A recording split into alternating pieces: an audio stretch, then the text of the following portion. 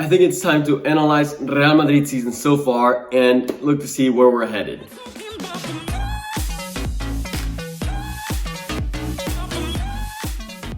What's up, guys? Welcome back to El Merengue Culé. I know it's been quite a bit of days since we posted, probably almost 5 days, but I think we both wanted to take a little break. We've been posting a lot of videos lately, and with the international break, it was probably a good time to step back. I think on top of that, it doesn't help that both teams, both Barcelona and Real Madrid, are currently going through tough times, honestly. Like, both teams are struggling to flourish, to find that rhythm in the season, which is kind of where I want to tailor this video to and discuss where we're going with the season, how it's been going so far. So, if we're going to be honest, guys, obviously this is going to be for Real Madrid. If you're a Madridista, the sensations aren't great right now. You're probably not super upbeat about how the season's gone so far. You don't feel very inspired. I don't know. I look forward and I'm like, man, it's gonna be a rough couple weeks, a rough couple months, just because things aren't really going our way. So starting off, I want to start talking about, like I said, like sensations like playing style, goals conceded. Then I'm going to move on to a couple player performances that I feel like have either been really good or really bad. And then we're going to move on to Valverde's recent injury, which is going to potentially really hurt us. So we're going to discuss that a little more. And then we're going to finish off by talking about how Zidane can fix the team, especially considering Valverde's injury, and how we can basically survive these few coming games that we have ahead, which are very tough, and I will be obviously talking about them at the end of the video. So starting off with, I guess, like our playing style, it just seems that Zidane isn't finding the right formation. Zidane isn't finding the right tactics that really bring out the best qualities in all the players. We're struggling to see a team that gets the ball and just flows offensively, and then if we lose the ball, we press high, and then we, transition back to defense efficiently, more like we were doing last year, right? Last year at the end of the season, we were playing very well, relatively. Obviously, we can't compare this team to the team that won the 3 Champions Leagues because it is not the same personnel, not the same roster, and we're not going to get those same results if we're being honest with ourselves. So we have to compare ourselves to a similar team, which is that of last season. We have that perfect comparison, and it's not the same. It seems like every time we lose the ball, there's few games where we try to press high. Like Zidane is not being consistent with his tactics. Like, they try something in practice and training, and then they go out to the game, they do it, it works well, but then something goes wrong, that then Zidane's like, okay, no, we can't do that. So they're just not staying consistent with what they're doing, so we never know what to expect. Week in, week out, we see a different Real Madrid, which is really frustrating, really hard to analyze because we don't see this consistency. And on top of that, we can look at the goals that we've conceded. Okay, obviously, this last game that we had against Valencia basically destroyed the statistics that we had, in which we obviously conceded 4 goals. And so I went ahead and did a comparison of, right now we've played 7 games in La Liga, and I compare that to the 7 games that we had last season in La Liga. And it's actually not too far off. If I'm being honest, it's not too far off. However, the big difference that points out is that up to now, we've played 7 games and lost 2 of them. Last season, we had played 7 games and hadn't lost 1. However, we had tied 3 of those games. So yes, we had dropped quite a bit of points. So goals that we've scored this season has been 14 so far in the 7 games, compared to the 12 last season. So we can clearly see how we've improved our goals. But I think that is a bit of an outlying statistic when I tell you who we had already played after those first 7 games last season, which was Sevilla, Atletico Madrid, and Villarreal. 3 teams that finished probably in the top 6, top 7 spots of La Liga. Obviously, we know how good they are. Atletico is having a great season. Sevilla is still doing pretty good right now. Same with Villarreal. So those are teams of great caliber. And funny enough, all 3 of those teams we're going to be facing in these games that are coming up after the international break. So it's going to be a huge test for us. So in terms of goals conceded, up to now in 7 games, we've conceded 8 goals. Whereas after those 7 games last season, we had conceded only 6 goals, considering the teams that I have already named. So that goes to show that's a pretty clear significance. And yes, if we take out those 4 goals from against Valencia, it's only 4 goals that we conceded. So it's not bad. We probably already have I think like 3 clean sheets this season, which is not bad. But when you look at the sensations, now we're going to transition a little bit over to the player performances. It's just not great. I think Zidane is having a terrible season. I think he was probably one of the best players that we had last season. If you take that Manchester City game aside, he was very consistent every game, whereas this season, I would probably give him a rating of like a 3 so far. He loses a lot of balls, has a lot of moments where he loses focus, and thus makes stupid mistakes. And so we're kind of seeing like he's struggling to I guess bounce back from that huge mistake he had against Manchester City that basically cost us getting eliminated from the Champions League. So Varane is just not doing great. And then alongside him, another man that is known for his consistency in the team and basically being the backbone of the team, which every time he doesn't play, we seem to struggle a lot, aside from Ramos, is Casemiro. Guys, Casemiro's always been very big. I think the only bad season that he's had is that season after Ronaldo left, when everyone had a bad season. But recently, it seems like, you know, game in, game out, he's committing a lot of stupid fouls. He's getting a lot of yellow cards. He is consistently like misplacing passes. We're just not seeing the greatest Casemiro. Aside from that, Ramos having a pretty decent season. I think we can definitely see whenever he doesn't play how much the team is harmed. So we can definitely say that he is bringing a positive impact to the squad. However, he's also making mistakes here and there. So that's that. Toni Kroos, I think, is the best that we can take out from, I guess, that backbone, that those players that won us the Champions League. I think Toni Kroos is living up to his standards. He is having a pretty good season so far. Doesn't miss that many passes. I could probably highlight a couple games where he's maybe messed up a little more than usual, but in the grand scheme of things, I would say Toni Kroos is having a pretty decent season so far. And then I'm going to finish off with, from the old people, with Karim Benzema. Guys, Karim Benzema, just like last season, he is carrying the team. The team is becoming extremely dependent on Karim Benzema, which is not good. Not good. He's already provided, out of all the goals and assists that we have, he's helped us with 50% of those. So whether it was via goals or assists, which goes to show this Karim Benzema dependence that Real Madrid has right now. And it's even further accentuated when you look at the fact that he's played 98% of the minutes this season. 98% of the minutes. Guys, last year, he played about 95, somewhere in the 90s as well. And honestly, had it not been for the quarantine break, he would have not made it into that end of La Liga at the form that he did. And at this rate, we're not going to have a Karim Benzema for the end of the season. We are not going to have a Karim Benzema for the end of the season. But it's not really Zidane's fault.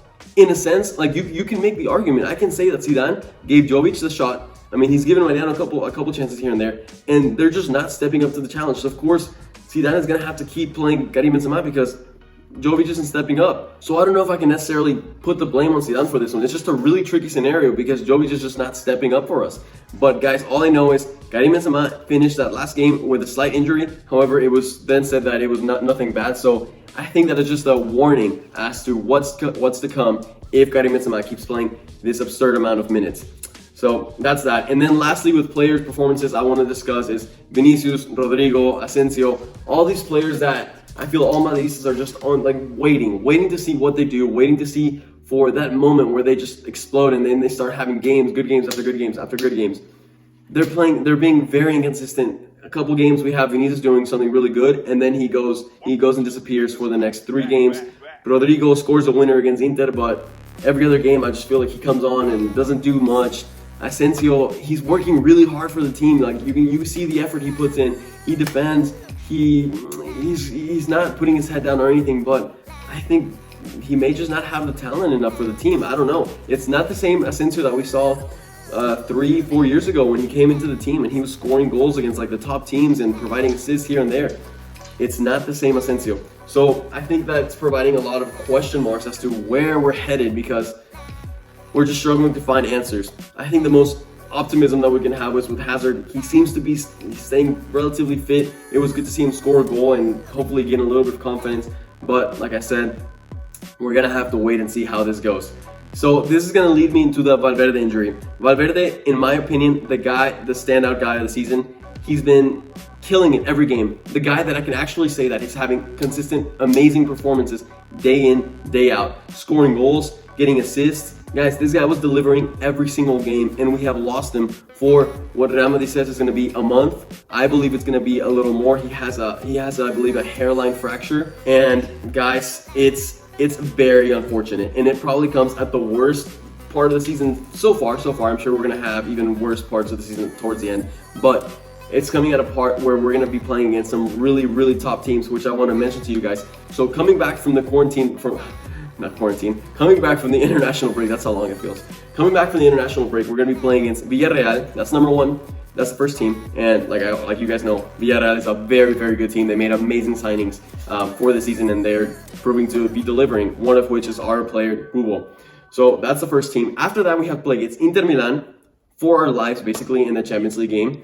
Then we have Alaves, a team who is probably the weakest of teams we have in this 7-game run that we have coming up. Yet it's a team that already tied against Barcelona. So we really can't let our guard down. And especially when you consider the fact that they're stacked in between 2 Champions League games. So we're going to play against Inter. And then right after the Alaves, we play against Shakhtar, a team that we already lost to this season. A team that we can't afford to drop points again. So it's going to be tough. And then we play against that tough team in the Champions League. And then we had to wake up because we have Sevilla next. Sevilla. And another great team, part of the Champions League as well. So basically another Champions League game, quote unquote. After that, we go straight back to the Champions League against Borussia Monchengladbach, a team that is killing it in our group. Honestly, I wouldn't be surprised if they end up winning the group at this point. They went and murdered Shakhtar by scoring 6 goals on them. It's extremely tough, and that's only 6 games. And who do we finish it off with?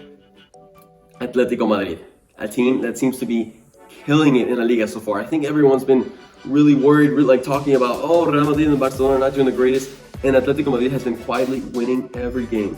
And not just winning every game, but playing good. They're going back to that Atletico Madrid that conceded very little goals.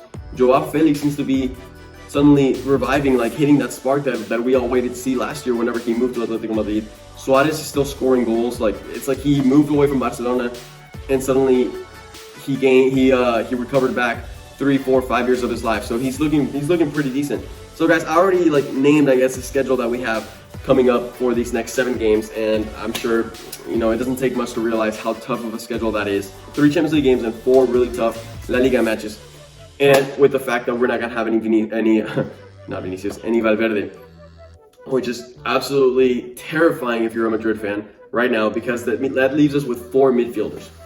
4 midfielders plus Isco.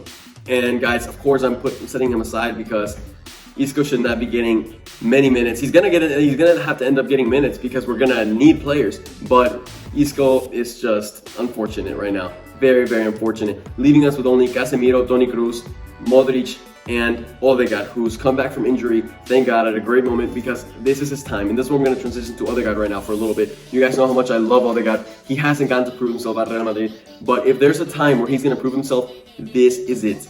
This is it, because we're going to need him to step up. And how is he going to have to step up? He's going to need the help of Zidane. Zidane is really going to have to work and experiment with new formations coming back.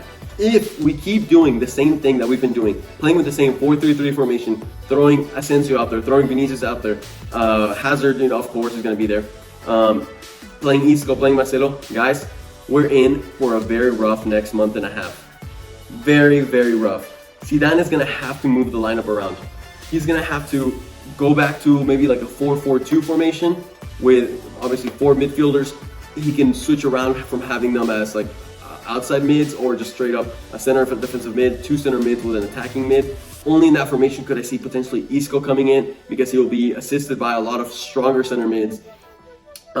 He can also opt for, now that we have Dani Carvajal back, which is a huge game for us, having an actual right back again, we can move Lucas Vazquez up to that right mid. And because Lucas Vazquez has a lot more confidence right now, he can actually assist us in defending and just bring a little more solidity to the team. So that could be a potential option for Zidane. Obviously, we can put Hazard up top. And going back to Odegaard now, he's going to be an instrumental part of that midfield, because if you really compare him to Valverde, yes, he's not the same box-to-box and probably not as strong as Valverde, but he has a lot more quality, a lot more technique on the ball. And even then, he's still a strong player. He still works really hard to win the ball. He knows how to pressure high. He's a very, very good player. And if he plays like he did with Real Sociedad, he should honestly mask, to a certain extent, that Valverde loss. However, if Odegaard fails to show up, we are in for, like I said already, a very rough time, because we basically only have Casemiro and Toni Kroos that are basically 100% necessary in that team. Modric cannot be playing all the time. Isco cannot be playing all the time. So we're really putting Zidane to the test. He's going to have to step up. I believe in him.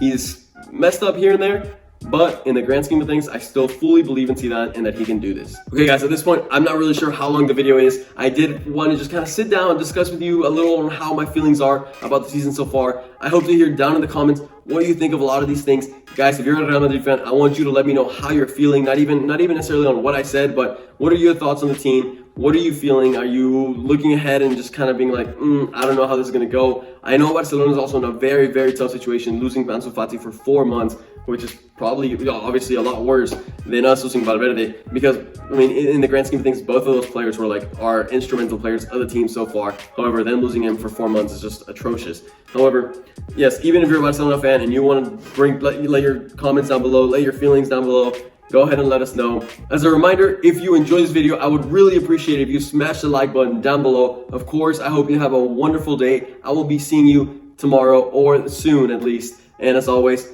a Madrid.